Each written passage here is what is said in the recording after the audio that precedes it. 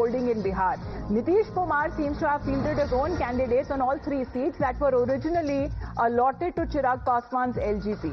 Now, when we speak of Gaighat, Rajgir and Sonbarsa, in Gaighat not only has Nitish taken the seat, but also Chirag's candidate Komal Singh, who is the daughter of the LJP MP Veena Devi, has been nominated by the JDU. So in Rajgir, despite the seat being given to the LGP, the JDU has now fielded Kaushal Kishore as its candidate, and in Sonbarsa, Ratnesh Sada will be now contesting under the JDU symbol. Sources say that Nitish Kumar has been upset over the seat sharing arrangement, especially regarding these 3 constituencies and in Tarapur.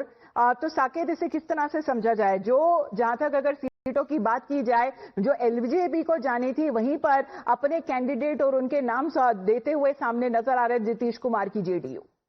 देखिए, नीतीश कुमार की नाराजगी इसी को लेकर थी, जो sitting सीटें थी जेडीयू की, और जहां पर लगातार जेडीयू चुनाव लड़ते रही है, उन सीटों को एलजेपी जो चिराग पासवान की पार्टी है उसको दी गई थी। और इसी की नाराजगी के चलते 2 दिनों से ये पूरा ड्रामा हुआ। जिस तरह से मुख्यमंत्री नीतीश कुमार ने संजय झा, ललन सिंह को बुलाकर फिर से बीजेपी से बात करने की बात कही, उसके बाद बीजेपी के साथ मीटिंग हुई इन दोनों नेताओं की, और फिर ये फैसला लिया गया है। और इन जगहों पर सिंबल तक नीतीश कुमार ने, या यूं कहे जेडीयू ने, दे दिया है अपने कैंडिडेट को।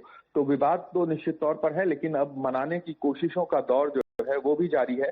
उपेंद्र कुशवाहा की भी एक सीट थी, महुआ सीट, वो जेडीयू ने ले ली है, और उसके बदले एक जगह है, विधानसभा क्षेत्र है, वो उपेंद्र कुशवाहा को ऑफर की गई है। और इसको लेकर उपेंद्र कुशवाहा नाराज है। रात लगभग 1 बजे बीजेपी के नेता उपेंद्र कुशवाहा के घर तक होते हुए नजर आ रहा है साकेत, क्योंकि इस तरह से ना हो कि एलजेपी और जेडीयू अपने आमने सामने होते हुए नजर आए। जहां तक अगर 3 इस कैंडिडेट्स के बारे में बात की जाए और इन 3 सीटों के बारे में बात की जाए, मामला कब तक सुलझ जाएगा, that remains to be seen. धन्यवाद आपका साकेत हमारे साथ जुड़ने के लिए।